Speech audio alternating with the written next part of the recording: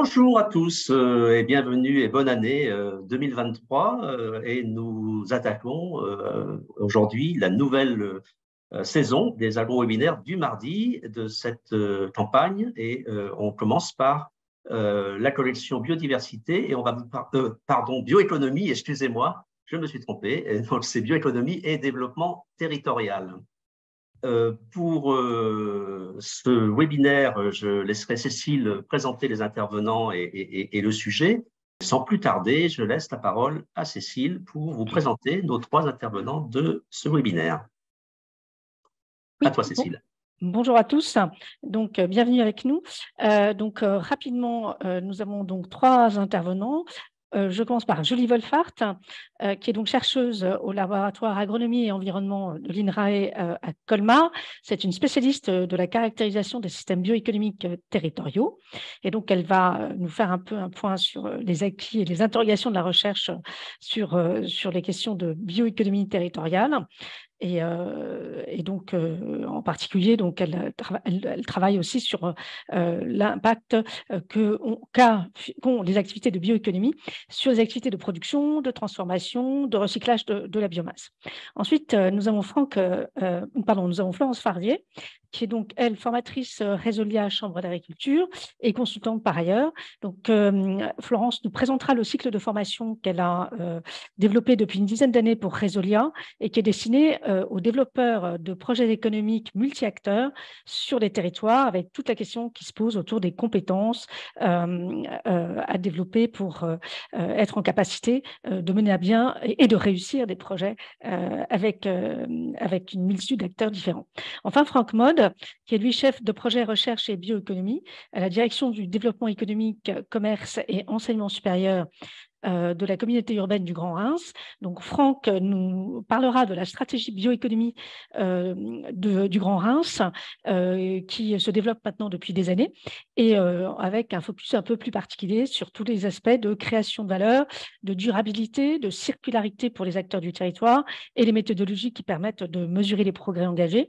Et puis, on nous fera part aussi des enseignements qui tirent à partir de cette expérience très riche. Voilà, donc nous allons démarrer ce webinaire qui est un petit peu quand même, qui est un sujet particulièrement systémique sur la question de la bioéconomie et je dirais la question des territoires ayant été remise en avant par les crises que nous traversons successives, le Covid-19, la guerre en Ukraine, qui montrent à quel point la question de la transition des territoires pour assurer aussi plus de souveraineté et en même temps une adaptation aux grands défis qui nous attendent est aujourd'hui une priorité. Je vous remercie et donc je laisse la parole à Julie.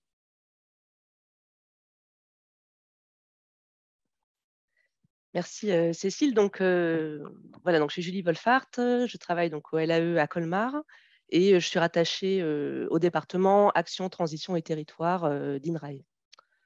Dans mon intervention, je vais me référer à la bioéconomie, à l'acception de la bioéconomie en fait, qui a émergé dans les années 2010 avec l'idée de substituer les ressources fossiles par des ressources renouvelables pour subvenir durablement aux besoins des populations, tout en préservant les ressources naturelles. L'idée, c'est donc vraiment de s'appuyer sur la circularité de la biomasse pour alimenter durablement l'économie, donc de produire de la biomasse pour répondre aux besoins alimentaires, mais aussi non alimentaires des populations. Et les résidus, finalement, post-consommation de ces produits biosourcés doivent être recyclés pour produire à nouveau de la biomasse. Le déploiement de cette notion de bioéconomie à l'échelle nationale et européenne, elle a fait l'objet de plusieurs stratégies qui sont mises en place actuellement. Donc, quand je parle de bioéconomie, je parle de ce qu'on peut appeler un référentiel d'action publique qui vise au développement d'une économie fondée sur l'usage des biomasses plutôt que sur l'usage de ressources fossiles.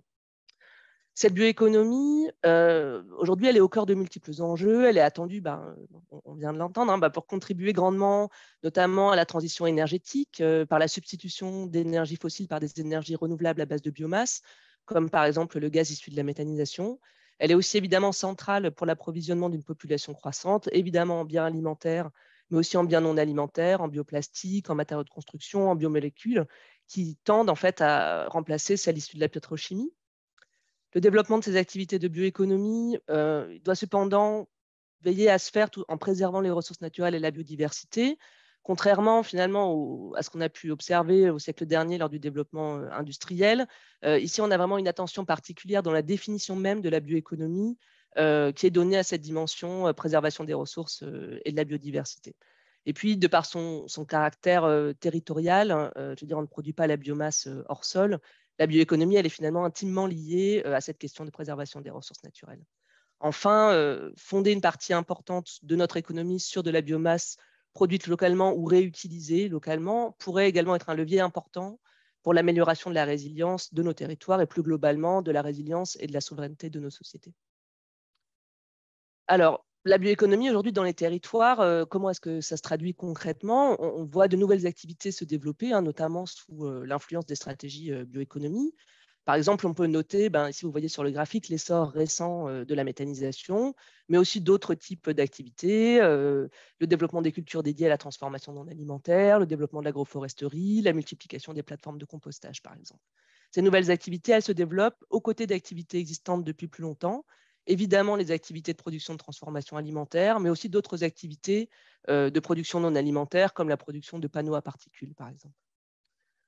On peut donc se poser vraiment la question de comment est-ce que la multiplicité de ces activités bioéconomiques dans les territoires, dans quelle mesure en fait toutes ces activités peuvent permettre d'atteindre les objectifs d'une bioéconomie à la fois circulaire et durable.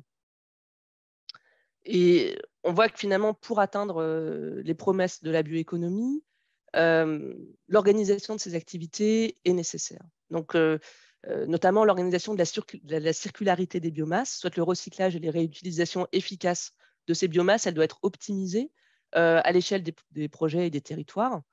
On doit aujourd'hui donc proposer des organisations des activités territoriales capables d'assurer cette circularité et d'approvisionner nos sociétés et de préserver nos ressources, donc de remplir tous ces objectifs à la fois. Bon, et alors, ça c'est le constat. Et ce qu'on peut voir dans les territoires, c'est que finalement, cette question de l'organisation des activités bioéconomiques, elle relève de multiples domaines d'intervention de l'État et des collectivités territoriales. Comme vous pouvez l'apercevoir sur ce graphique, c'est juste une illustration, mais je trouve que c'est assez parlant. On voit bien que ces activités bioéconomiques, elles relèvent des politiques de l'alimentation, de l'énergie, du développement territorial, de l'agriculture, de la forêt, ou encore de différentes dimensions environnementales, et que cette position, finalement, à l'interface entre ces multiples domaines, fait que la coordination du développement des activités bioéconomiques dans les territoires, elle est aujourd'hui plutôt compliquée. Une autre caractéristique qui rend cette organisation compliquée, c'est celle de la diversité et de la flexibilité des usages des biomasses.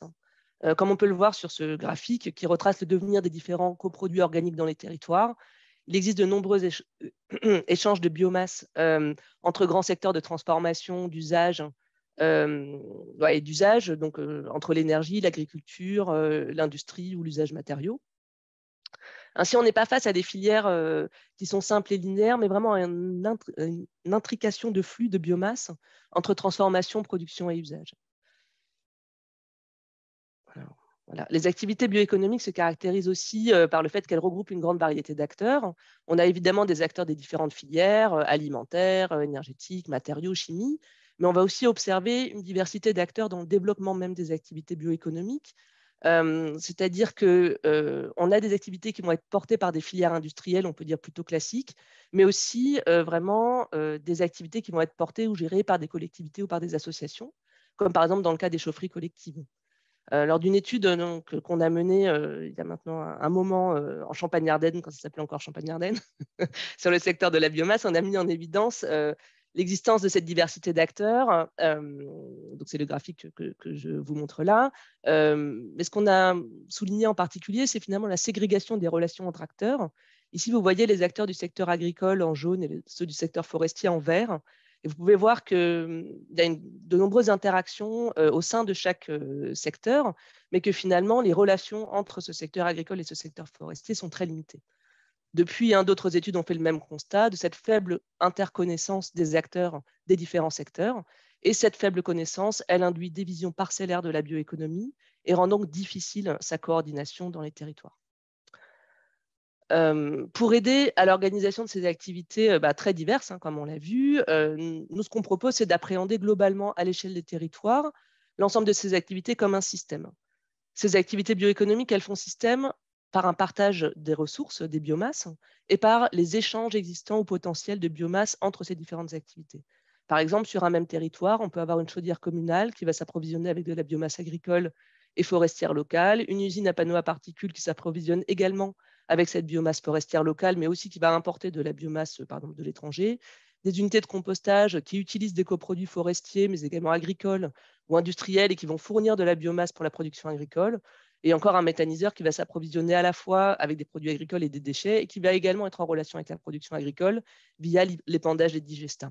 Donc finalement, on voit ici qu'on a, ce qu'on disait, un grand nombre d'acteurs, un grand nombre de relations, et donc on peut considérer qu'on est face à un système complexe qui arrive à vraiment mettre en relation des entités et des processus de nature différente, des cultures, des procédés industriels, des processus de croissance, des échanges de matières.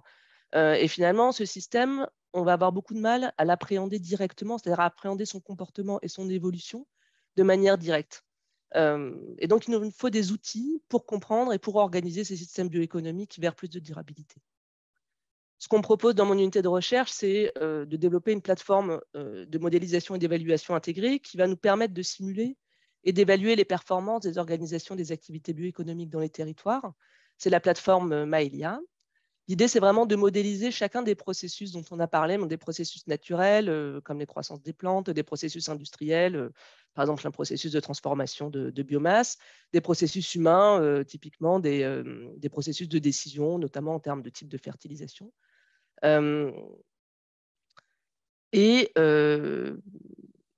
Oui, pardon, voilà. Et l'idée, c'est donc de modéliser chacun de ces processus et de les implémenter de manière, dans une même plateforme informatique, ce qui nous permettra de disposer d'un outil de simulation de l'ensemble du système.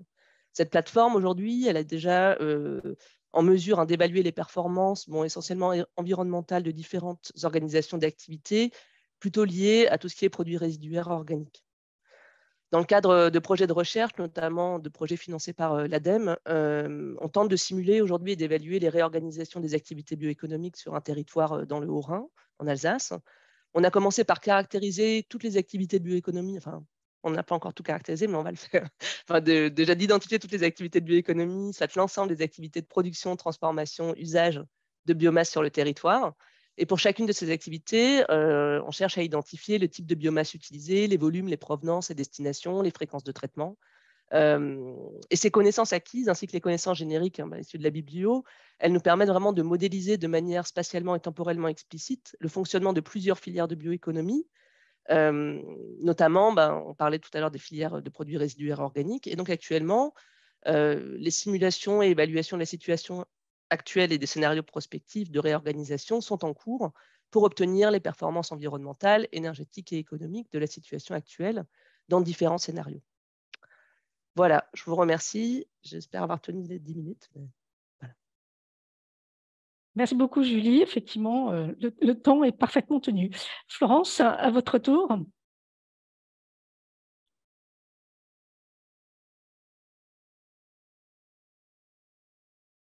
Remettez bien votre micro, Florence.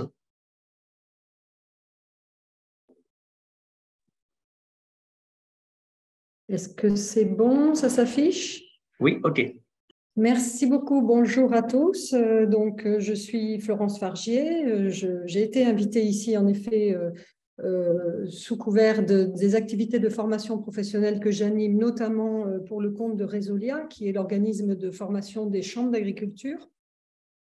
Et donc là, le propos que j'ai envie de développer avec vous concerne l'étendue des compétences qui sont utiles et nécessaires dans le cadre du développement des projets.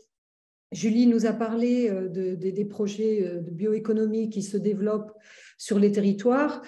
Franck fera le lien après, justement, avec l'angle de la collectivité locale. Et en fait, moi, j'ai accompagné dans les années 2000-2010, pendant une dizaine d'années, les collectivités locales dans l'émergence et la conduite de projets multi-acteurs sur les territoires, des projets qu'on qualifierait aujourd'hui de projets bioéconomiques, puisqu'il s'agissait de projets d'approvisionnement des cantines ou de la restauration collective, des projets de valorisation des produits locaux pour recapter la valeur ajoutée sur les territoires.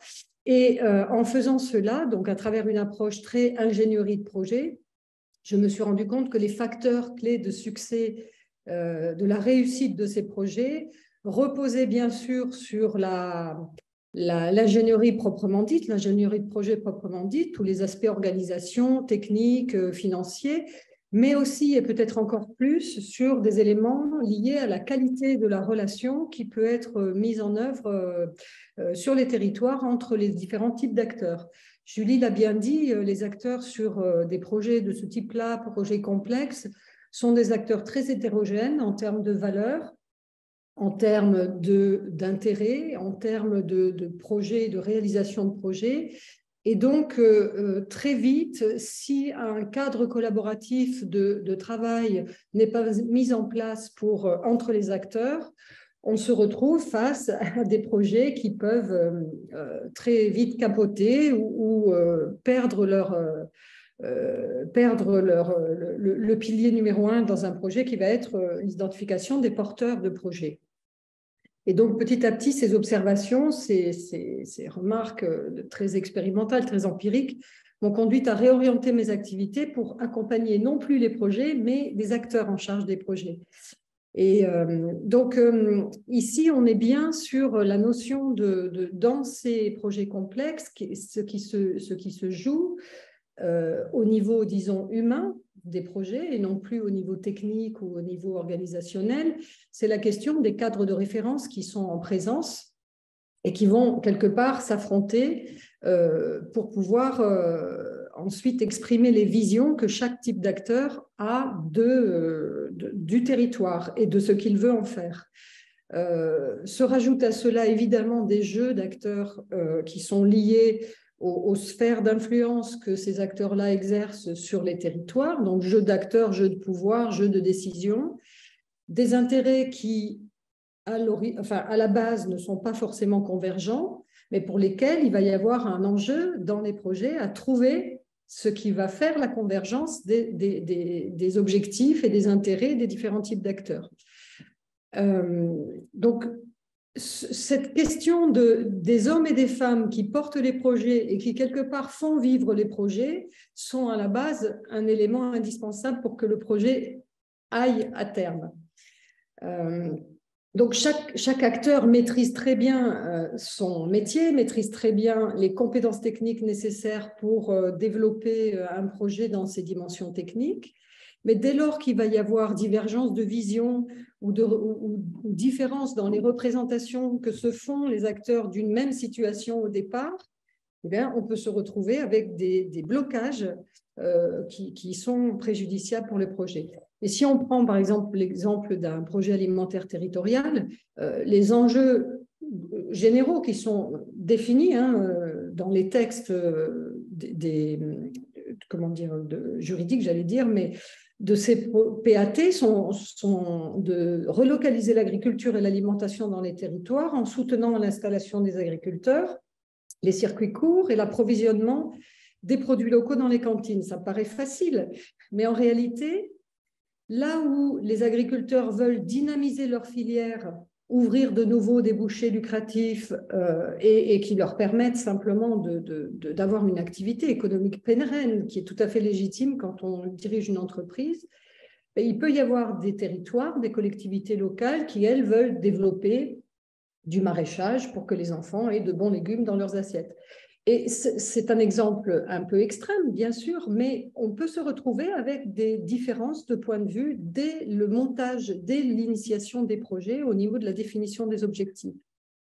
Donc, ce qui est important à mon sens, c'est un peu cela que je voulais mettre en avant, c'est comment construire dans un projet les éléments qui vont permettre de construire la confiance et de faire en sorte que la relation de qualité qui est mise en place a priori au départ, il n'y a pas de raison pour que la relation au départ soit pas de bonne qualité, elle puisse être préservée dans ce sens-là, en tenant compte des différences de cadre de référence, en tenant compte des différences de vision et de représentation des différents acteurs.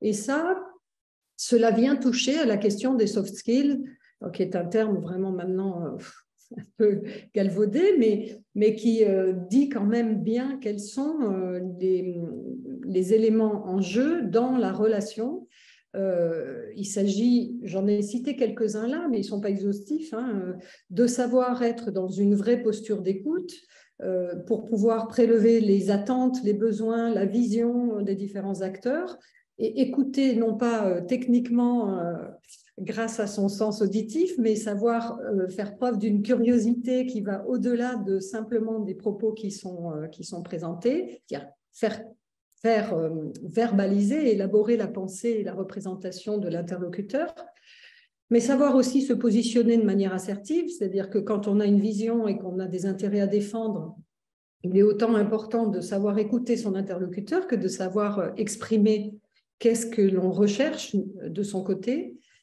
savoir à partir de là mettre en place des éléments d'une négociation. Alors, ce n'est pas une négociation commerciale, mais quelque part, c'est savoir aller dans une relation gagnant-gagnant pour que les différents types d'acteurs sachent poser des demandes, définir des limites et donc construire quelque part un périmètre de travail commun clair, sans qu'il y ait… Enfin, ce sont des préalables quelque part qui sont indispensables pour que derrière, il n'y ait pas de retour en arrière de ce qui a été posé au départ des objectifs d'un projet. Une autre des compétences en type d'exemple, ce serait de savoir réguler le travail collectif, savoir quand il y a un désaccord ou une divergence qui s'exprime, eh bien, tant mieux, c'est-à-dire que c'est à la base de ces divergences-là qu'on va créer de la nouveauté, de l'innovation en résolvant les problèmes. Et puis enfin, une grosse famille de compétences intéressantes, c'est savoir faciliter l'intelligence collective dans un groupe d'acteurs pour produire des idées, faire décider, résoudre des problèmes, etc., etc. Donc, c'est dans ce cadre-là que, et puis je terminerai là-dessus, que s'est construite, je n'arrive pas à passer à la diapo suivante, comment se fait-il? Voilà. Que s'est construit le cycle développeurs territoriaux que Resolia donc propose sur son catalogue à destination des conseillers de chambres d'agriculture qui ont pour mission d'accompagner les projets sur les territoires dans les différentes chambres à l'échelle France. Hein, et pour pouvoir justement professionnaliser ce métier de conseiller territoire, chef de projet territoire, enfin ils ont différentes dénominations, et mettre en face des collectivités, des acteurs qui sont capables techniquement de déployer une expertise, mais qui sont aussi capables d'amener, avec de l'ingénierie de projet, toutes les compétences facilitant le traitement de la complexité.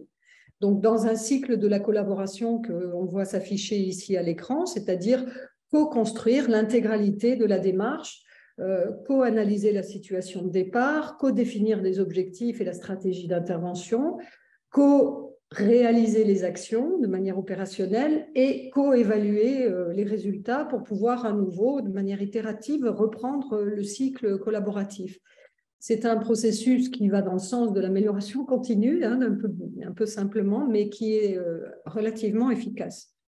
Et donc, le cycle de développeurs de projets mutuel cœur sur les territoires aborde sur 11 journées, je ne vais pas détailler, hein, mais c'est pour vous montrer l'architecture. Sur les 11 journées de ce cycle, qui se déroule sur un peu plus d'une année, il y a 2 modules qui sont intégralement, qui s'intéressent intégralement à la question des soft skills et des compétences et des savoir-faire et des postures à adopter pour favoriser le travail avec les collectivités locales. Enfin, les acteurs sur les territoires plus largement, parce qu'il n'y a pas que les collectivités locales. Hein. Évidemment, il y a aussi des acteurs économiques, de la distribution, de la transformation, les banques, les institutions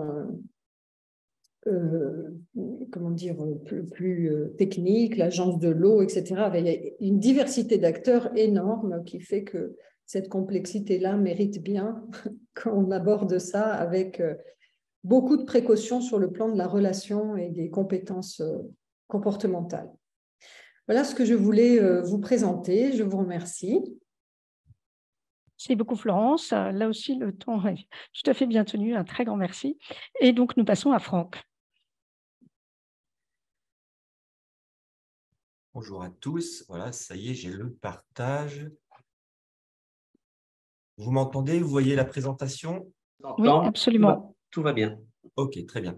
Bon, écoutez, merci pour cette invitation. Et puis, avec les deux précédentes présentations, une transition sur voir un petit peu comment un écosystème sur le territoire du Grand Reims, aujourd'hui, s'est mis en place et de quelle façon aujourd'hui on peut dire qu'il est unique. Alors, la première chose, c'est effectivement le fait qu'on soit au cœur de la ressource. Vous allez vite le voir, je ne sais pas si vous savez où se situe le Grand Reims exactement. On est ici en plein cœur d'une grande plaine céréalière et betteravière. Et donc, comme vous le savez, c'est le premier pilier de la bioéconomie, c'est l'agriculture. Nous sommes aussi en limite, et ça c'est connu en grande partie, du vignoble champenois. Bon, par contre, ce n'est pas la plus grande superficie qui concerne le territoire. On a une superficie agricole qui est de 90 000 hectares pour la communauté urbaine du Grand Reims. On est à un 6e du département de la Marne. Le sujet, aujourd'hui, je travaille dans le développement économique. Ce sujet-là, même s'il est agricole, est quand même important pour nous parce qu'il ne s'agit pas que d'une simple question agricole. Aujourd'hui, la situation de l'écosystème local est quand même le fruit d'une action qui est issue du monde agricole. Et cela est lié au fait que le monde agricole devait faire face à une époque aux questions de débouchés de ses productions. Ce n'est plus tout à fait le cas, mais ça reste quand même une des grosses contraintes. J'ai oublié de vous dire aussi que nous avions un tout petit peu de forêt sur notre territoire, 25 000 hectares, ce n'est pas grand-chose, mais nous sommes à proximité de grands bassins forestiers. Vous allez voir, ce n'est pas inutile. Juste pour finir, la communauté urbaine du Grand Reims, j'ai dit qu'elle était très rurale. C'est tout juste 300 000 habitants, 143 communes et 200 000 habitants dans le cœur de cette communauté urbaine sur 6 villes principalement. Alors donc, maintenant, on va directement sur les ressources. J'en ai parlé. Donc, vous voyez ici des volumes de ressources, principalement donc céréales et betteraves, mais aussi une spécificité locale qui est importante, c'est la luzerne. Moi, j'utilise souvent ce terme de business farmers parce qu'après-guerre, ils ont dû faire face aux besoins de nourrir, donc, entre guillemets, la France. Et grâce à la révolution industrielle et l'arrivée des engrais, vous allez voir, c'est important, ils ont réussi à passer d'une plaine où vous pouvez juste cultiver, excusez-moi l'expression, des moutons, donc avoir ces volumes de production qui aujourd'hui se montent à 10 millions de tonnes dans un rayon de quelques dizaines de kilomètres autour de Reims et qui sont principalement transformés dans ce périmètre pour 7 millions de tonnes. On produit principalement, bien sûr, de la farine, des amidons, du sucre avec la betterave, mais aussi des biocombustibles qui soient solides et liquides.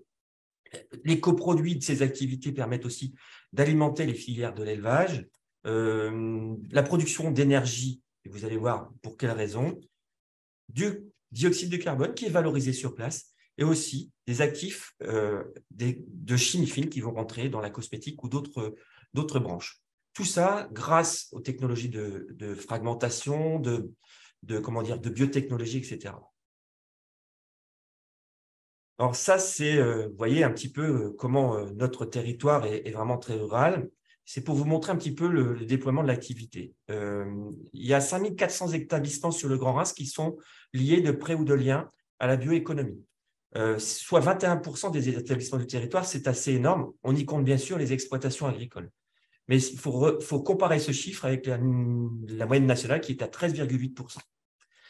Alors, je vais vous montrer ici, par exemple, un certain nombre d'entreprises que l'on retrouve sur le territoire, donc autour de Bazancourt et Pomac. Et on y voit un certain nombre d'entreprises qui sont connues pour certains.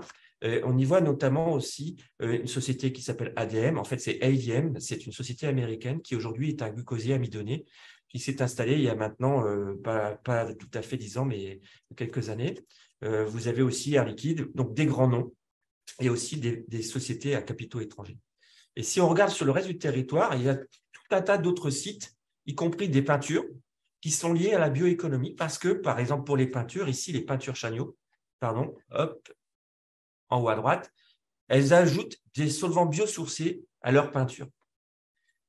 Je ne fais pas le tour des détails. Et quand on regarde au niveau de Reims, il y a un certain nombre de sièges sociaux, de coopératives, par exemple, mais aussi des entreprises qui sont distributrices de tensioactifs ou alors de produits chimiques de spécialité, notamment du vinaigre, ou alors des sociétés qui sont dans le numérique agricole. Pour aller un peu plus loin maintenant, je vais vous parler du projet de territoire du Grand Reims.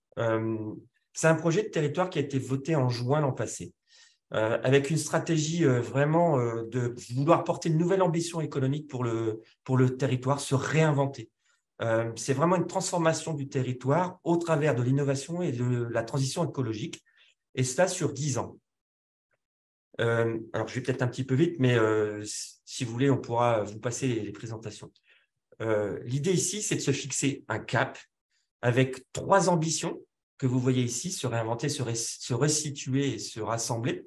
Ça rejoint un tout petit peu ce que disait tout à l'heure Florence, et la mise en place de 6 grands chantiers, et notamment le développement économique.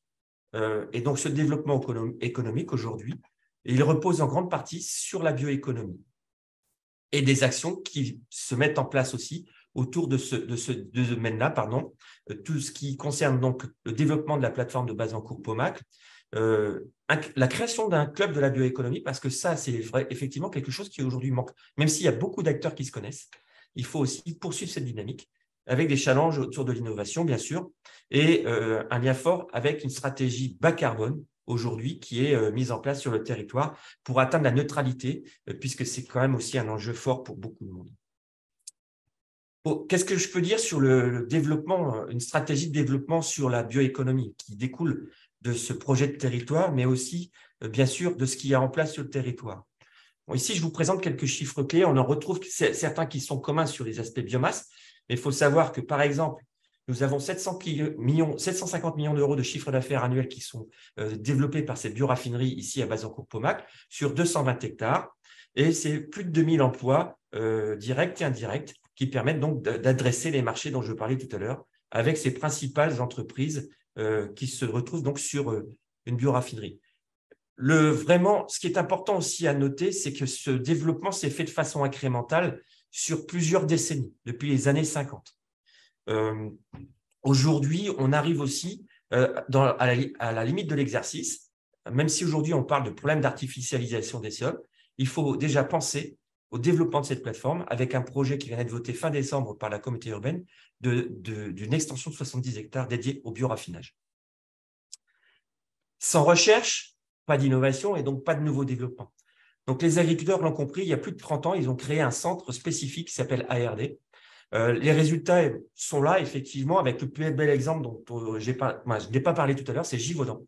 Givaudan est une société suisse qui a racheté une spin-off d'ARD qui avait donc développé des tensioactifs, des autobronzants, ou voire même des antirides comme l'acide hyaluronique. Et oui, mesdames, messieurs, l'acide hyaluronique est produit à Bazancourt-Paumac au travers d'une unité de bioraffinage. Tout cela est fait aussi grâce à des financements qui sont bien sûr au départ du monde agricole, mais aussi aujourd'hui au travers des acteurs de la recherche académique que vous voyez ici, que ce soit au cœur d'un centre européen de biotechnologie et bioéconomie ou aussi au sein de l'Université de Reims, mais aussi sur un terrain d'expérimentation, une ancienne base aérienne qui a été récupérée pour en faire ce qui s'appelle Terra Solis Farm, un vaste terrain d'essai pour des biointrants ou alors du numérique agricole.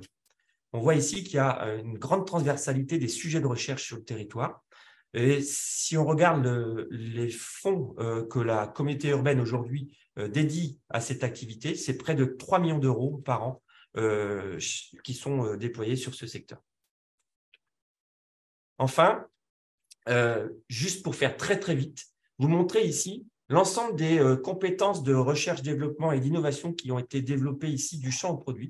Et vous voyez qu'on couvre l'ensemble de l'échelle des TRL, donc la maturité technologique qui va de 1 pour la recherche fondamentale à 9 pour le déploiement industriel.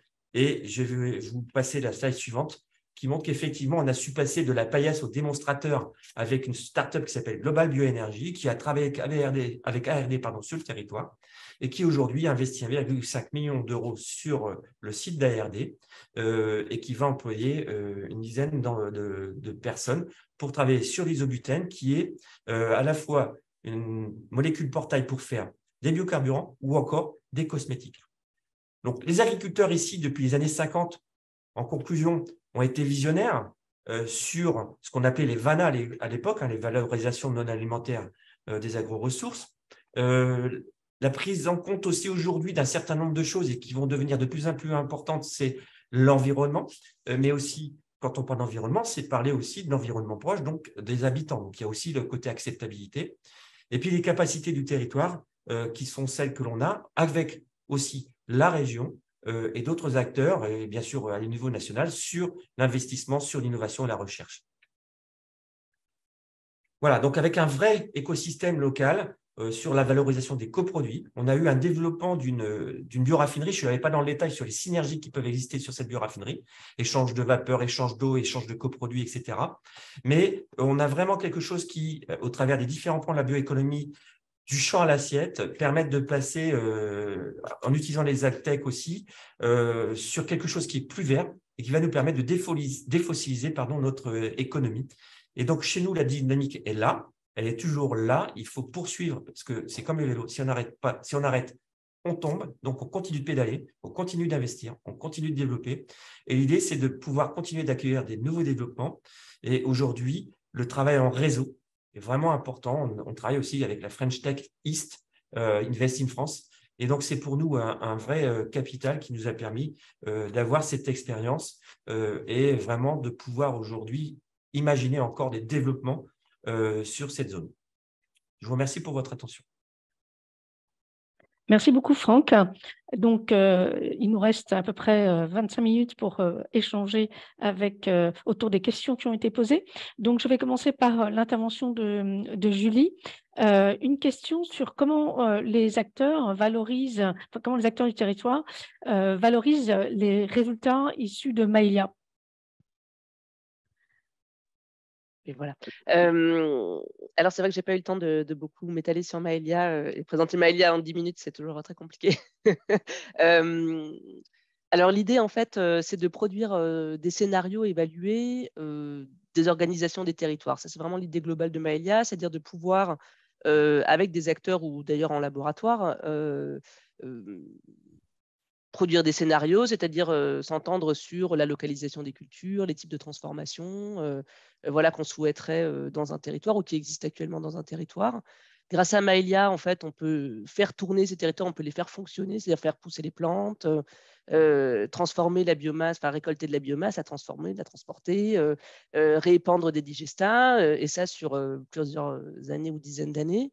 Et ensuite évaluer au final les performances de ces scénarios, de ces différents scénarios d'organisation des territoires. Et donc, c'est en ça qu'on espère que c'est utile aux acteurs du territoire, c'est-à-dire que ça leur permet d'avoir des outils, enfin des éclairages, en fait, pour prendre des décisions sur l'organisation de leur territoire. Il y a une autre question. Peut-être je vais rentrer un peu plus dans le concret si j'ai encore une minute. Ouais. Oui, voilà. De toute façon, la question suivante, c'était effectivement les exemples. Ouais, autant traiter les deux. Oui, voilà. Alors, ce que je vous ai présenté sur les systèmes bioéconomiques, et ça, c'est ce vers quoi on tend, et d'ici 3 ans, normalement, on sera beaucoup plus avancé sur cette question du multifilière. Pour l'instant, dans Maëlia, on travaille plutôt filière par filière, c'est-à-dire qu'on n'est pas encore au point de mettre toutes les filières ensemble parce que c'est en cours de développement, quoi. Et du coup, par exemple, on a travaillé sur la filière méthanisation et la modélisation de cette filière-là, et donc on peut estimer la durabilité de systèmes culture méthaniseurs, et donc en gros, faire des scénarios de où et combien de cultures intermédiaires on pourrait produire pour alimenter un méthaniseur, quel type de digestat en sortirait et où est-ce qu'on pourrait épandre ce digestat. Faire plusieurs scénarios et ensuite les faire tourner en fait, avec Maëlia pour voir si ça fonctionne ou si ça ne fonctionne pas, et pour voir au final les performances environnementales, économiques et même sociales de ces scénarios. Voilà. Et puis, pour aller plus loin sur cette question du multifilière, avec le Grand Reims, justement, on va lancer un projet à débuter où ce qu'on va essayer de faire, c'est d'estimer la faisabilité et les performances d'un couplage de plusieurs filières bioéconomiques sur un territoire. Donc, on va faire tourner en même temps une filière méthanisation, une filière bioplastique et une filière matériaux de construction biosourcés. et voir dans quelle mesure, finalement, on arrive à approvisionner l'ensemble de ces filières avec de la biomasse locale, oui ou non. Est-ce que c'est durable ou pas durable? Est-ce que, voilà, donc, est-ce que finalement, il y a beaucoup de compétition entre ces filières-là ou pas? C'est ce genre de résultats qu'on attend des scénarios Maëlia. Pas de Maëlia, quoi. Merci beaucoup, Julie. Alors, on continue. Il y avait une question pour Florence qui portait sur la formation elle-même, mais Karine Berinstin a répondu. Et peut-être que vous pourriez juste nous donner quelques précisions, Florence, sur le nombre de personnes que vous avez formées depuis le début de la formation. Et puis peut-être également, est-ce que vous avez enseigné à un moment donné dans une école agro, je crois, à Toulouse? Voilà. Est-ce qu'il y a des prolongements? Est-ce que vous faites dans les formations d'enseignement supérieur? Oui, alors la première réponse déjà, c'est le cycle a été ouvert en 2012 quand Résolia et les chambres d'agriculture au sens large se sont préoccupés de justement mettre en adéquation les demandes et l'offre de services qui étaient proposés par les chambres aux acteurs sur les territoires. Et donc, c'est un cycle qui existe depuis… On démarre la 10e promotion là.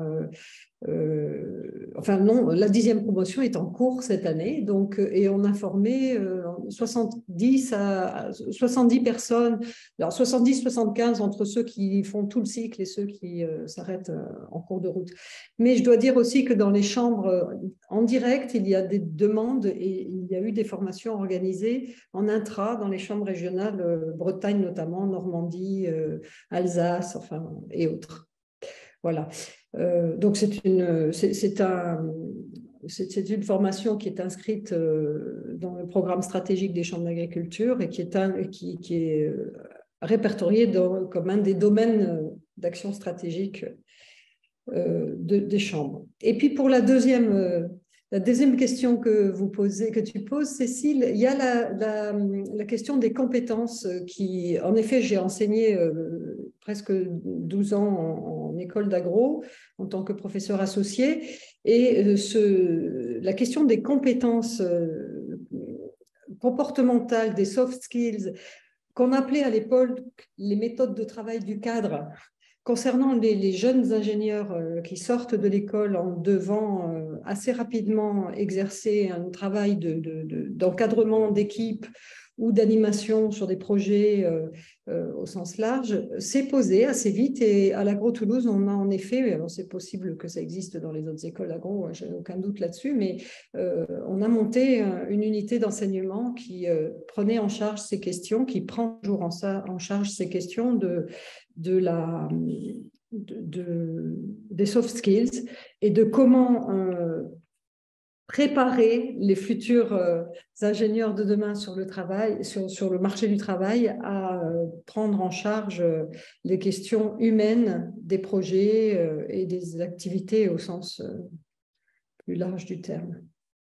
Merci Florence. Alors je continue sur les questions. Nous avons donc une question sur est-ce que l'écosystème agro-industriel de Reims, donc c'est une question pour Franck, est transposable à d'autres régions de France? Et est-ce qu'on connaît des initiatives comparables à celles de votre territoire? Alors, la transposition, effectivement, elle est envisageable. J'ai parlé d'une construction qui s'est faite sur plusieurs décennies. C'est vrai que le modèle aujourd'hui a mis du temps à se mettre en place, puisqu'il y a eu la sucrerie dans un premier temps, puis la glucoserie, puis la R&D, puis les cosmétiques. Après, on peut tout à fait imaginer demain avoir des écosystèmes qui se construisent peut-être pas de novo, mais on peut le voir sur d'autres parties du territoire, des acteurs qui utilisent des zones d'activité qui proposent des services principalement aussi d'utilité et qui vont aller chercher la biomasse dans un périmètre bien défini et qui donc aujourd'hui imaginent avec des nouveaux procédés, notamment sur des nouvelles biomolécules ou des bioplastiques, alimenter des nouveaux marchés avec des nouvelles molécules. Merci Franck. Une question peut-être plutôt pour Julie, comment concilier une logique d'optimiser des flux de biomasse actuels, donc avec des systèmes de production pas forcément soutenables, avec des éléments de prospective intégrant une plus grande transformation et diversification des exploitations dans le cadre du changement climatique, de la restauration d'écosystèmes, ce qui changera évidemment ces flux de biomasse disponibles. Oui, alors il y a les questions des flux de biomasse disponibles, et puis cette question me fait penser aussi à comment on fait pour intégrer les nouveaux procédés de transformation et toutes les innovations qui se font dans le secteur de la transformation. Et donc pour ça, on travaille avec des spécialistes, mais c'est compliqué, quoi. C'est-à-dire que nous, on va toujours se dire, on va faire des scénarios, mais effectivement, même faire les scénarios en tant que tels, on n'a pas de solution miracle pour prédire l'avenir. Donc, on essaye de s'inspirer, enfin de caractériser au mieux ce qui existe dans divers territoires, des initiatives innovantes, des nouvelles pratiques culturales, des nouveaux systèmes agricoles, pour pouvoir justement les intégrer dans des scénarios et anticiper, c'est pas anticiper, mais faire des propositions sur qu'est-ce que pourrait être un territoire demain. Donc aussi bien du point de vue système agricole que du point de vue procédé de transformation des biomasses. Merci Julie. Alors, autre question pour Franck, je pense. Les agriculteurs de la région de Reims sont-ils dans une transition engrais azoté issu du gaz à engrais organique et à quel coût? Alors, je dirais oui et non. En complément de ce que disait Julie, effectivement, on est sur une stratégie multi-échelle, multi-axe. Donc, la résilience aussi face au changement climatique, elle est liée aussi aux nouveaux modes de culture. Sur Terra Solis Farm, il y a des expérimentations là-dessus et qui vont aussi jusqu'à évaluer les capacités de stockage du carbone. C'est un élément important. Et donc aussi les évolutions sur la fertilité. Alors, pour la fertilité, il faut savoir que un territoire comme le Grand Reims, où les agriculteurs de nos plaines sont fortement dépendants des imports d'intrants, notamment ceux qui sont les intrants azotés et autres. Et en plus, par ailleurs, nous sommes fortement exportateurs de biomasse, peu ou pas transformée. Je vous ai parlé de 7 millions de tonnes de transformées sur le territoire. Il y en a déjà 3 millions qui ne sont pas transformées sur le territoire. Et nous ne mangeons pas 7 millions de tonnes de biomasse à 300 000 habitants. Donc, tout ça, ça sert à alimenter une malterie qui va exporter cela au travers le monde, ou de la farine qui va permettre à monsieur tout le monde d'acheter sa baguette de pain dans un rayon de 500 km autour de Reims, par exemple. Et donc, tout ça, ça ne se retrouve pas, malheureusement, directement avec un retour au sol évident et facile. Donc là, il y a cette question-là. Par contre, pour pallier à ça, il y a bien sûr aujourd'hui des déploiements de méthanisation qui se mettent en route, industriels, à la ferme. Parfois, c'est aussi en réfléchissant à des changements d'équilibre. Parce que si vous mettez les pulpes de la sucrerie dans un méthaniseur plutôt que de l'envoyer dans l'élevage, quelque part aujourd'hui, c'est plutôt tendance de dire on va faire moins d'élevage.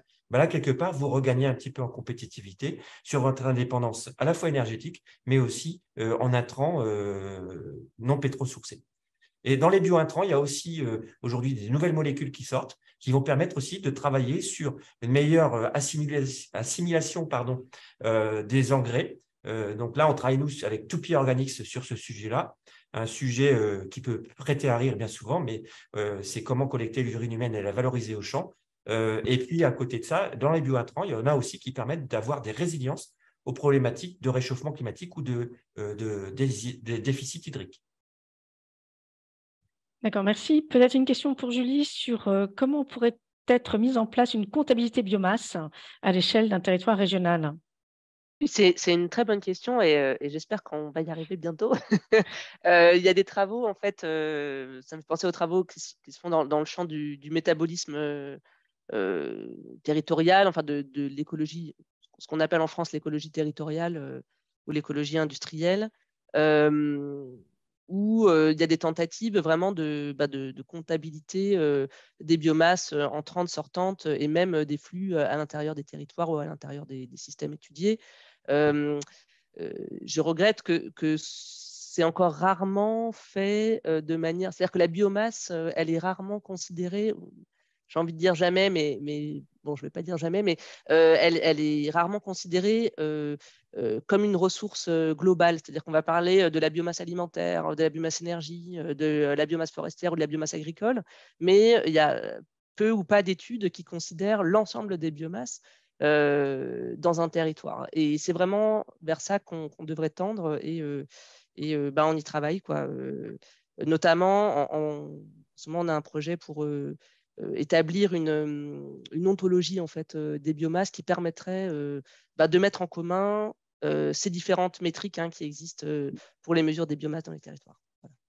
D'accord. Merci Julie. Question à Franck, après j'aurai une question pour Florence. Comment le territoire vit-il la baisse de la disponibilité en eau? Donc vous parlez d'un territoire en lien avec l'agriculture. Quelle est la part de la viticulture en bio? En tout cas, la taille de la viticulture non fondée sur la destruction des milieux par les herbicides. Alors, il faut savoir qu'au niveau viticulture bio, il y en a vraiment de plus en plus aujourd'hui qui sont soit bio, soit en conversion, avec aussi des labels haute qualité environnementale. Le recours à l'herbicide systématique a disparu à 99%, pour ne pas dire 100% sur le territoire. Aujourd'hui, la vigne en Champagne ne souffre pas trop du déficit hydrique parce qu'on est sur le sol craie, donc c'est une chance. Sur les grandes cultures, c'est beaucoup plus varié parce que même avec de la craie, une betterave, si elle n'a pas eu l'eau quand il fallait, effectivement, elle a du mal. Il y a des réflexions qui sont faites. Sur la bioraffinerie, il y a des gros volumes, vous l'avez entendu, il y en a certains qui l'ont relevé, ce sujet-là, qui utilisent beaucoup d'eau. Et donc, il y a un retour au sol aujourd'hui qui est sur de l'épandage et non pas de l'irrigation qui se fait. Donc, ça se fait hors période de besoin. Donc, c'est une obligation légale d'avoir ce retour au sol. Donc, peut-être que demain, il y aura des réflexions qui permettront d'avoir une irrigation dans un périmètre de quelques dizaines de kilomètres autour de la bioraffinerie pour permettre d'assurer, peut-être pas 100%, mais une meilleure résistance aux variations climatiques. Merci Franck. Il y a une question pour Florence sur le référentiel compétences des compétences comportementales, des soft skills. Est-ce que vous avez connaissance d'un référentiel qui existerait à l'heure actuelle, que ce soit dans l'enseignement ou la formation? Un référentiel unique, vous voulez dire? Oui, oui. Alors, la question des soft skills, elle est largement étudiée et abordée dans les programmes de formation aujourd'hui, en tout cas de formation professionnelle, pour tout ce qui est renforcement des compétences du manager ou du cadre en situation de travail. Il y a des choses qui sont répertoriées de plus en plus sur le registre répertoire spécifique de France Compétences pour aboutir à des certifications. Après, ce ne sont pas des formations diplômantes, ce ne sont que des formations certifiantes et qui sont souvent, d'ailleurs, ça a été une des questions qu'on a beaucoup étudiées quand on a développé ça à l'Agro-Toulouse, parce que les élèves sont en situation de stage ou d'apprentissage sur le tas, comme pour ce qui est de la mise en pratique des enseignements qu'ils reçoivent à l'école. La question des compétences comportementales est souvent un peu plus délicate parce que pour pouvoir se rendre compte qu'on n'a pas une compétence, il faut avoir rencontré la situation qui nous confronte à cette carence. Voilà. Et donc, apprendre théoriquement une compétence comportementale, ça n'a pas de sens. Donc, il y a énormément de difficultés en fait à mettre en place dans les cursus de formation des modules qui concernent les soft skills. Par contre, c'est quelque chose qui se développe en formation professionnelle continue, oui, évidemment. Merci Florence. Alors, Franck, il y a encore quand même un certain nombre de questions. On n'aura peut-être pas le temps de les évoquer toutes, mais une question qui va, je pense, est un peu un challenge, mais c'est concernant les arbitrages territoriaux. Quand on voit le maillage des entreprises dans le Grand Reims, est-ce que la limite n'est pas dépassée pour que justement on respecte une économie circulaire? Pour moi, non, pas du tout, parce que aujourd'hui, c'est une cinquantaine d'établissements. Il y en a la moitié qui seront peut-être liés aussi à du développement justement de nouvelles technologies. Bien sûr, il y a une majorité qui est transformée sur cette bioraffinerie. La bioéconomie, c'est aussi utiliser des coproduits qui aujourd'hui vont sur l'élevage. Alors, il y aura peut-être des choix à faire. Parce que si demain on veut faire des bioplastiques, il faut trouver des sources de glucose, entre autres. Donc, soit on décidera de ne plus manger de pâtisserie, et comme on sait que le sucre n'est pas un aliment indispensable pour l'alimentation humaine, c'est peut-être un choix, mais c'est pas le mien. Ça peut pas être le mien, ça peut être peut-être un tout petit peu un choix, une stratégie. Et comme le disait Florence tout à l'heure, c'est aussi une question d'équilibre ou de discussion, parce que c'est vrai qu'aujourd'hui, sur le Grand Reims, moi je le vois, quand on travaille avec les différents interlocuteurs, on voit les jeux d'acteurs. Donc, ce sont des stratégies d'entreprise. Et donc, il y a forcément de la place pour tout le monde, mais après, il faut que tout le monde y trouve sa place. Merci beaucoup, Franck. Peut-être alors une dernière question, c'est encore pour Franck. Au début de votre exposé, vous avez évoqué le rôle de la forêt située à proximité de Reims. Comment les produits issus de la forêt entrent dans la bioéconomie?